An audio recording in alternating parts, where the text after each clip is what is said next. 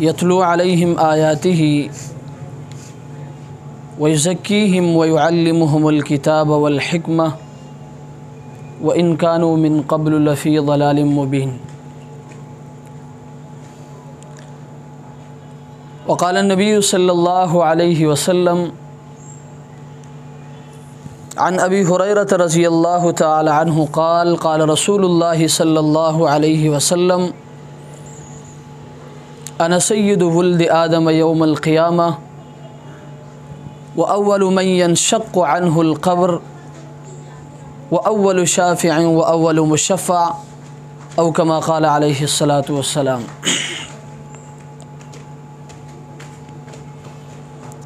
من نہایت ہی واجب الاحترام قابل صد احترام بزرگوں اور دوستوں اور بھائیوں، میں سب سے پہلے حافظ صاحب کو مبارکباد پیش کرتا ہوں کہ انہوں نے بڑی مشقت کے بعد، بڑی تکالیف سہنے کے بعد، بڑی محنت کرنے کے بعد اللہ کے اس کلام کو یہاں آ کر آپ کے سامنے کھڑا ہو کر اللہ کے کلام کو سنایا۔ اس کے بعد میں آپ تمام سامعین کو یعنی سننے والوں کو مبارکباد پیش کرتا ہوں کہ آپ حضرات بھی محبت کے ساتھ، شوق کے ساتھ شروع سے لے کر آخر تک، ابتدا سے لے کر انتہا تک آتے رہے اور اللہ تبارک و تعالیٰ کے کلام کو سنتے رہے۔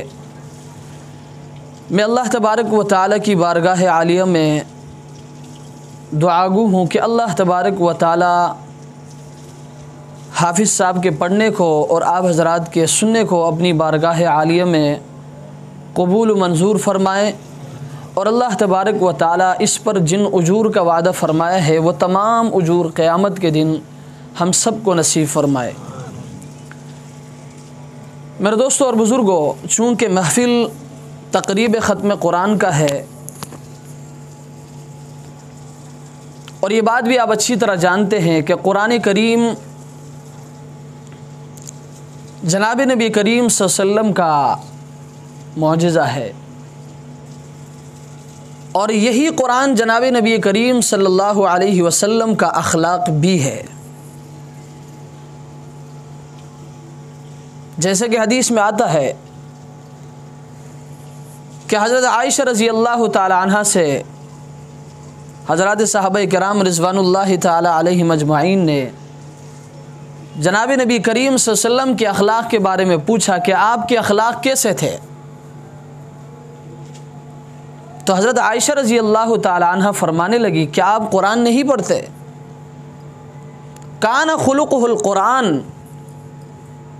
یہ قرآن تو نبی علیہ السلام کے اخلاق ہے، یعنی آپ رضی اللہ تعالی عنہ کا یہ کہنا تھا کہ جو کچھ اس قرآن میں ہے سرکار دو عالم صلی اللہ علیہ وسلم کا ان تمام چیزوں پر عمل تھا۔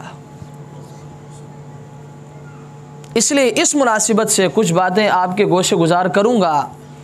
دعا فرمائیں اللہ تبارک و تعالی مجھے حق سچ گفتگو کرنے کی، اس کے بعد ہم تمام سامعین کو ان تمام باتوں پر 100% عمل کرنے کی توفیق عطا فرمائے۔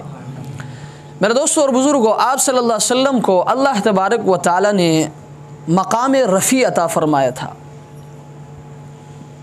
اتنا اونچا اور بلند مقام اللہ تبارک و تعالی نے جناب نبی کریم صلی اللہ علیہ وسلم کو عطا فرمایا تھا کہ اس مقام کی بلندی اور اس رفعت کا اندازہ کرنا وہ انسانی اختیار سے باہر ہے، کہ اللہ تبارک و تعالی نے جناب نبی کریم صلی اللہ علیہ وسلم کو کیسے اونچا اور بلند مقام عطا فرمایا تھا، اس بلندی کا اندازہ کرنا وہ نہ آپ کے بس میں ہے اور نہ میرے بس میں ہے۔ اسی طرح آپ کی بہادری، آپ کی سخاوت و کرم، آپ کے عفو و درگزر، آپ کی ریاضت و عبادت، ہر چیز میں جناب نبی کریم صلی اللہ علیہ وسلم معلم اور مربی تھے۔ آپ نے قرآن میں بارہا پڑھا ہوگا اور اپنے علماء سے آپ نے سنا ہوگا کہ اللہ تبارک و تعالی نے انسانیت پر آپ پر مجھ پر بڑے بڑے احسانات فرمائے ہیں، اور اللہ تبارک و تعالی نے کسی بھی احسان پر مجھ پر اور آپ پر کرنے کے بعد اس احسان کو جتلایا نہیں ہے۔ اللہ نے مجھے اور آپ کو دیکھنے کے لیے آنکھوں کی نعمت سے نوازا، لیکن آج تک اللہ نے کبھی آپ سے اور مجھ سے یہ نہیں فرمایا کہ اے میرے بندے، میں نے آپ کو آنکھوں کی نعمت سے نوازا ہے، سننے کے لیے کانوں کی نعمت سے اللہ نے نوازا ہے، لیکن آج تک کبھی اللہ نے یہ نہیں فرمایا کہ اے میرے بندے، میں نے سننے کے لیے آپ کو کانوں کی نعمت دی ہے، سونگھنے کے لیے ناک کی نعمت سے اللہ نے نوازا ہے، بولنے کے لیے زبان کی نعمت سے اللہ نے نوازا ہے، پکڑنے کے لیے اللہ نے ہاتھوں کی نعمت سے نوازا ہے، چلنے کے لیے اللہ نے پیروں کی نعمت سے نوازا ہے۔ اسی طرح جتنے بھی انسانی اعضاء ہے، یاد رکھیے اللہ کے بہت بڑے بڑے احسانات ہیں، لیکن آج تک اللہ تبارک و تعالی نے کسی بھی احسان پر اس احسان کو کرنے کے بعد جتلایا نہیں کہ اے میرے بندے، میں نے تجھ پر یہ احسان کیا ہے۔ لیکن میرے دوستوں اور بزرگوں، ایک احسان ایسا ہے دنیا میں کہ اللہ تبارک و تعالی اس احسان کو کرنے کے بعد پھر قرآن مجید میں بڑی وضاحت کے ساتھ اس احسان کو پھر جتلایا بھی ہے کہ اے میرے بندے، یہ جو میں نے احسان تم پر کیا ہے نا، یہ میرا بہت بڑا احسان ہے۔ چنانچہ اللہ تبارک و تعالی فرماتے ہیں لقد من اللہ علی المؤمنین، کہ اللہ تبارک و تعالی نے مؤمنین پر بہت بڑا احسان فرمایا ہے۔ وہ احسان کیا ہے؟ اذ بعث فیہم رسولا من انفسہم، وہ احسان یہ ہے کہ اللہ تبارک و تعالی فرماتے ہیں کہ میں نے انہی میں سے رسول ان کے پاس بھیجا۔ ان کا کام کیا ہے؟ یتلو علیہم آیاتہ، وہ قرآن کی تلاوت کرتے ہیں، ویزکیہم، اور ان کو پاک صاف کرتے ہیں، ویعلمہم الکتاب والحکمہ، اور انہیں حکمت و دانائی کے تعلیمات سے بہرمند کر دیتے ہیں، وَإِن كَانُوا مِن قَبْلُ لَفِي ضَلَالٍ مُبِينٍ، اور یاد رکھو اس سے پہلے انسانیت واضح گمراہی میں تھی۔ اس لیے تو شاعر نے کہا کہ قدم قدم پہ برکتیں، نفس نفس پہ رحمتیں، جہاں جہاں سے وہ شفیع آسیاں گزر گیا، جہاں نظر نہیں پڑی وہیں ہے رات آج تک، وہاں وہاں سحر ہوئی جہاں جہاں گزر گیا۔ تو میرے دوستوں اور بزرگوں، آپ صلی اللہ علیہ وسلم کا اس امت میں مبعوث ہونا یہ اللہ تبارک و تعالی کا بڑا احسان اور کرم ہے۔ چنانچہ آج کا یہ محفل، آج کی یہ تقریب مجھے اور آپ کو یہ تعلیم دیتا ہے، مجھے اور آپ کو یہ سبق دیتا ہے کہ قرآن تو آپ نے سنا، قرآن تو آپ نے پڑھا، قاری صاحب نے سنایا اور بڑی محبت کے ساتھ آپ نے سنا، لیکن اس قرآن کا آپ پر اثر کیا ہوا ہے؟ آج ہم نے اس قرآن کو تو سنا، بڑی سعادت ہے آپ کے لیے، آپ بڑے خوش نصیب ہیں، اس میں کوئی شک نہیں کہ آپ نے بڑی نیکیاں آج سمیٹی ہے، لیکن میرے دوستوں اور بزرگوں، آج ہم نے اس قرآن سے سبق بھی لینا ہے۔ آج کا سبق کیا ہے؟ آج کا سبق یہ ہے کہ آج ہم نے یہ عہد کرنا ہے اللہ سے کہ اللہ، چونکہ یہ قرآن آپ کے نبی کا اخلاق ہے، ہم بھی اس قرآن کے مطابق نبی علیہ السلام کے اخلاق کو اپنی زندگی میں لائیں گے۔ آپ علیہ السلام کے اخلاق کیا تھے؟ قرآن کریم میں اللہ تبارک و تعالی نے بڑی وضاحت کے ساتھ فرمایا کہ وَإِنَّكَ لَعَلَىٰ خُلُقٍ عَظِيمٍ، کہ آپ اخلاق کے عظیم مرتبے پر فائز تھے۔ قاضی غیاض رحمۃ اللہ علیہ شفا میں لکھتے ہیں کہ آپ علیہ السلام کی یہ خصوصیت ہے کہ آپ صلی اللہ علیہ وسلم کبھی زندگی بھر بھی اپنی نفس کے لیے، اپنی ذات کے لیے کسی کو غصہ نہیں فرمایا، اور نہ کبھی اپنی نفس کا بدلہ آپ صلی اللہ علیہ وسلم نے کسی سے لیا ہے۔ جب بھی آپ علیہ السلام کسی پر غصہ ہوئے، کسی سے ناراض ہوئے، یا تو اللہ کی نافرمانی کی وجہ سے یا اسلام کی مخالفت کی وجہ سے۔ اور میرے دوستوں اور بزرگوں، آپ صلی اللہ علیہ وسلم کا چونکہ میں نے آپ سے شروع میں عرض کیا، یہ قرآن اللہ کے رسول کا معجزہ بھی ہے اور اللہ کے رسول کا اخلاق بھی ہے، اور آپ علیہ السلام نے اس معجزے کو لے کر، اس پیغام حق کو لے کر، کبھی اس کو مکہ کے بازاروں میں سناتے، کبھی اس کو گھروں میں سناتے، کبھی جلوتوں میں سناتے، کبھی خلوتوں میں سناتے، اس قرآن کو سناتے سناتے آپ علیہ السلام نے بڑی سختیاں برداشت کی ہے۔ آج تو یہ قرآن ہمیں آج ایک مجلد خوبصورت خوشنما کتاب کی صورت میں ملی ہے، ہم نے کیا کیا ہے؟ اس پیغام حق کو دوسروں تک پہنچانے کے لیے ہم نے کیا تکلیف برداشت کی ہے؟ کبھی آپ نے سوچا ہے؟ کبھی آپ نے فکر کیا ہے کہ اس قاری صاحب نے آج بڑے خوبصورت انداز میں اللہ کے کلام کو آپ کے سامنے سنایا اور آپ نے سنا، لیکن میرے دوستوں اور بزرگوں، کیا کبھی آپ نے سوچا ہے، کیا کبھی آپ نے غور کیا ہے کہ کیا کبھی آپ نے یہ سوچا ہے، آپ نے فکر کیا ہے کہ آپ علیہ السلام اس قرآن کو لے کے جب مکہ کے بازاروں میں نکلتے تھے، گھروں میں نکلتے تھے، خلوتوں میں جلوتوں میں جب اس قرآن کو سناتے تھے، آپ علیہ السلام نے اس کے لیے کتنی تکلیفیں برداشت کی ہے؟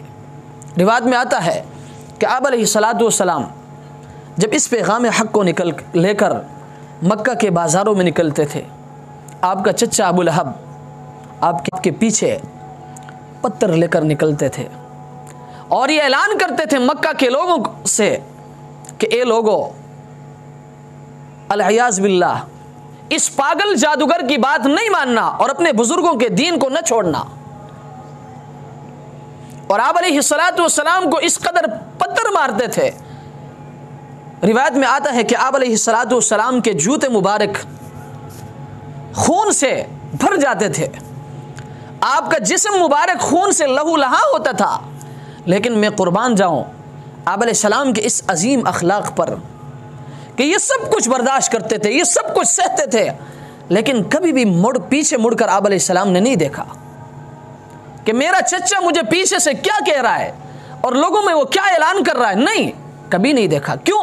اس لیے کہ آپ علیہ السلام کو اس چیز کا پتہ تھا کہ اس قرآن کی پیغام کو لے کر جو مکہ کے مدینہ کے بازاروں میں گھروں میں گھوم رہا ہوں، اس پر جو انعام ملنے والا ہے، آپ علیہ السلام کو اس چیز کا اندازہ تھا۔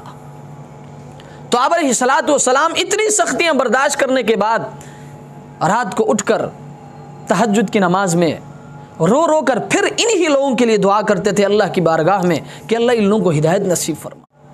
یہ آپ علیہ السلام کے اخلاق تھے۔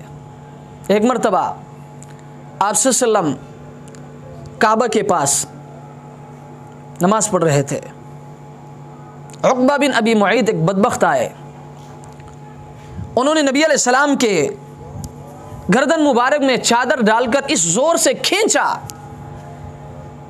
کہ آپ علیہ السلام کا سانس بند ہوا اور آپ کی آنکھیں باہر کو آ گئی۔ میرے دوستو، یہ کوئی مذاق نہیں ہے، یہ کوئی کہانی آپ کو نہیں سنا رہا۔ اب ایک منٹ کے لیے اس چیز کو اپنے اوپر لائے کہ میں نماز پڑھ رہا ہوں، کوئی آ کر میرے گلے میں چادر ڈال کر زور سے کھینچے، آپ کا ری ایکشن کیا ہوگا؟ آپ اس چیز کو برداشت کریں گے؟ آپ اس کا بدلہ اس سے پھر کیسے لیں گے؟ وہ ہم میں سے ہر شخص جانتا ہے، لیکن آپ علیہ السلام نے کبھی بھی ان سے اف تک نہیں فرمایا۔ آپ علیہ السلام کو جب اس قدر تکلیف پہنچائی، صدیق اکبر رضی اللہ تعالی عنہ یہ منظر دیکھ رہے تھے۔ صحابہ تو آپ علیہ السلام کے سچے عاشق تھے، وہ تو عاشق صادق تھے، وہ آپ علیہ السلام پر مٹنے کے لیے ہر وقت تیار رہتے تھے۔ حضرت صدیق اکبر رضی اللہ تعالی عنہ نے جب یہ ماجرا دیکھا، آپ رضی اللہ تعالی عنہ کو بڑا غصہ آیا۔ آپ تو وہ ہستی ہے نا کہ ایک مرتبہ صدیق اکبر رضی اللہ تعالی عنہ کے والد نے جناب نبی کریم صلی اللہ علیہ وسلم کے بارے میں کچھ نازیبہ الفاظ کہے۔ حضرت صدیق اکبر رضی اللہ تعالی عنہ نے زور سے تھپڑ مارا۔ باپ تھے، بوڑھے تھے، ضعیف تھے، بزرگ تھے اور نابینا تھے۔ نبی علیہ السلام کو پتہ چلا، آپ علیہ السلام نے صدیق اکبر کو بلایا اور فرمایا کہ صدیق اکبر، آپ اور بوڑھے نابینا باپ کو تھپڑ مارا۔ آپ رضی اللہ تعالی عنہ نے فرمایا، اللہ کے رسول، میں زندہ ہوں اور میرے سامنے آپ کی گستاخی ہو جائے، لو کان السیف منی قریب لضربت عنقہ، اللہ کے رسول میں نے تو صرف تھپڑ مارا ہے، خدا کی قسم اگر تلوار قریب ہوتی میں اس کا گردن اڑا دیتا۔ وہ ایسے سچے عاشق صادق تھے۔ حضرت صدیق اکبر رضی اللہ تعالی عنہ نے جب دیکھا، وہ قریب آئے، اور ان مشرکین مکہ سے فرمایا ظالموں کیا تم اس شخص کو قتل کرتے ہو جو تمہیں اللہ کی طرف بلا رہے ہیں؟ کیا تم اس شخص کو مارنا چاہتے ہو جو تمہیں جہنم سے بچا کر جنت میں لے جانا چاہتے ہیں؟ ان لوگوں کو یہ چیز اچھا نہیں لگا. نبی علیہ السلام کو چھوڑ کر حضرت صدیق اکبر رضی اللہ تعالیٰ عنہ کو پکڑ لیا اور اس قدر آپ کو تکلیف پہنچائی کہ آپ کے سر کے بال اکھڑ گئے. روایت میں آتا ہے کہ آپ بے ہوش ہو گئے. آپ کے گھر والے آئے, انہوں نے آپ کو مردہ سمجھ کر گھر لے گئے. گھر لے جانے کے بعد کچھ ہی سیکنڈوں کے بعد جب آپ کو ہوش آیا تو حضرت صدیق اکبر رضی اللہ تعالیٰ عنہ نے جو سب سے پہلا سوال کیا, فرمانے لگے کہ میرے محبوب کا کیا حال ہے. میرے دوستو, آپ خود اندازہ لگائے, آپ خود سوچیں کہ اتنی سخت تکلیف میں پہلے تو ان کے سامنے یہ بات کہنا اور پھر اتنی سخت تکلیف برداشت کرنے کے بعد, بے ہوشی کے بعد جب ہوش میں آتے ہیں تو سب سے پہلا سوال یہ کرتے ہیں کہ میرے محبوب کیسے ہے. گھر والوں نے کہا وہ ٹھیک ہے, لیکن صدیق اکبر رضی اللہ تعالیٰ عنہ نے فرمایا کہ مجھے اس وقت تک چین نہیں آئے گا جب تک کہ میں اپنی آنکھوں سے جناب نبی کریم صلی اللہ علیہ وسلم کی دیدار نہ کر لوں. چنانچہ حضرت صدیق اکبر رضی اللہ تعالیٰ عنہ نے جب جناب نبی کریم صلی اللہ علیہ وسلم کو دیکھا تو آپ کو اطمینان ہوا. یہ آپ علیہ السلام کے اخلاق تھے کہ آپ علیہ السلام اس پیغام حق کو لے کر جب مکہ کے بازاروں میں نکلتے تھے, گلیوں میں نکلتے تھے, آپ علیہ السلام کو بڑی تکلیفیں پہنچائی گئی, لیکن سب کچھ اس قرآن کے لیے برداشت کیا. اپنے اخلاق کے ذریعے نبی علیہ السلام نے مدینے کو فتح کیا. جی ہاں, آپ علیہ السلام اخلاق کے بڑے عظیم مرتبے پر فائز تھے. ایک مرتبہ ابو جہل ایک جگہ میں اپنے دوستوں کے ساتھ, اپنے غلاموں کے ساتھ بیٹھے تھے. صدیق اکبر رضی اللہ جناب نبی کریم صلی اللہ علیہ وسلم تشریف لائے. حسب عادت دوسروں کو اسلام کی دعوت دینے کے بعد جناب نبی کریم صلی اللہ علیہ وسلم نے ابو جہل کو بھی اسلام کی دعوت دی. ان کو اچھا نہیں لگا. اچھا اس لیے نہیں لگا کہ ان کے غلام ساتھ تھے, ان کو بڑا غصہ آیا. نبی علیہ السلام کو گردن سے پکڑ کر نیچے گرایا اور گرانے کے بعد اس ظالم بدبخت نے آپ علیہ السلام کے گردن مبارک پر پاؤں رکھ کر آپ صلی اللہ علیہ وسلم کو بڑی تکلیف پہنچائی. اس کام سے آپ علیہ السلام کو جب تکلیف پہنچائی گئی آپ بڑے پریشان ہوئے, مایوس ہوئے. اس مایوسی کی حالت میں اور حضرت حمزہ رضی اللہ تعالی عنہ کی خادمہ یہ منظر دیکھ رہی تھی, لیکن چونکہ حضرت حمزہ رضی اللہ تعالی عنہ اس وقت مسلمان نہیں ہوئے تھے, لیکن آپ علیہ السلام کے چچا تھے. انہوں نے یہ سارا منظر دیکھنے کے بعد اس کو اپنے پاس محفوظ کیا. کرنے کے بعد سیدھا حضرت حمزہ رضی اللہ تعالی عنہ کے گھر گئے. حضرت حمزہ رضی اللہ تعالیٰ عنہ گھر میں موجود نہیں تھے. جا کر ان کے گھر والوں کو بتایا کہ آج ابو جہل نے آپ صلی اللہ علیہ وسلم کو بڑی تکلیف پہنچائی ہے, آپ علیہ السلام کو اس قدر مارا ہے, آپ علیہ السلام کو اس قدر تکلیف پہنچائی ہے کہ اس کو دیکھ کر اور سن کر دشمن کا بھی کلیجہ پھٹتا ہے. آپ کے گھر والی پریشان ہو گئی. اتنے میں حضرت حمزہ رضی اللہ تعالیٰ عنہ جب تشریف لائے تو گھر والی کو پریشانی میں دیکھ کر پوچھنے لگا کہ کیا ماجرا ہے, آپ پریشان کیوں ہیں؟ وہ کہنے لگی کہ آج ابو جہل نے ہمارے یتیم فرزند محمد بن عبداللہ کو اس قدر تکلیف پہنچایا ہے کہ اس کو دیکھ کر دشمن کا بھی کلیجہ پھٹتا ہے. حضرت حمزہ رضی اللہ تعالیٰ عنہ کو بڑا غصہ ہے. میں بتانا یہ چاہتا ہوں کہ آپ علیہ السلام کتنے عظیم اخلاق پر فائز تھے, اخلاق کے کس عظیم مرتبے پر فائز تھے کہ اپنی تکلیف کے لیے اپنی دشمن کی تکلیف کو بھی آپ برداشت نہیں کرتے تھے. حضرت حمزہ رضی اللہ تعالیٰ عنہ کو جب اس چیز کا پتہ چلا وہ سیدھا بیت اللہ شریف گئے, اور وہاں جانے کے بعد جس انداز میں جناب نبی کریم صلی اللہ علیہ وسلم کو تکلیف پہنچائی گئی تھی اس کا ڈبل کر کے حضرت حمزہ رضی اللہ تعالی عنہ نے ابو جہل سے اس کا بدلہ لیا اور سیدھا نبی علیہ السلام کے گھر آئے. اور آنے کے بعد آپ علیہ السلام سے کہنے لگے محمد خوش ہو جاؤ, میں نے تمہارے دشمن سے تمہارا بدلہ لیا ہے۔ لیکن میرے دوستو اور میرے لاسی گوٹ کے غیور مسلمانوں، میں قربان جاؤں آپ علیہ الصلوۃ والسلام کے اس اخلاق پر۔ آپ علیہ السلام پوچھنے لگے چچا جان آپ نے کیا کیا؟ وہ کہنے لگے میں نے ابو جہل سے آپ کا بدلہ لیا ہے، آپ خوش ہو جاؤ۔ لیکن آپ علیہ الصلوۃ والسلام نے فرمایا چچا جان میں اس چیز سے خوش نہیں ہوتا کہ آپ نے میرے دشمن سے میرا بدلہ لیا ہے، میں خوش اس وقت ہو جاؤں گا جب آپ کلمہ پڑھ کر مسلمان ہو جائیں گے۔ چنانچہ آپ صلی اللہ علیہ وسلم کی اس اخلاق کو دیکھ کر فوراً حضرت حمزہ رضی اللہ تعالی عنہ نے کلمہ پڑھا لا الہ الا اللہ محمد الرسول اللہ، اور مسلمان ہو گئے۔ یہ آپ کے اخلاق تھے۔ میرے دوستوں اور بزرگوں، آج قرآن کی یہ تقریب مجھے اور آپ کو یہ تعلیم دیتا ہے، مجھے اور آپ کو یہ درس دیتا ہے کہ آج ہم نے بھی آپ علیہ الصلوۃ والسلام کے اس اخلاق کو اپنانا ہے۔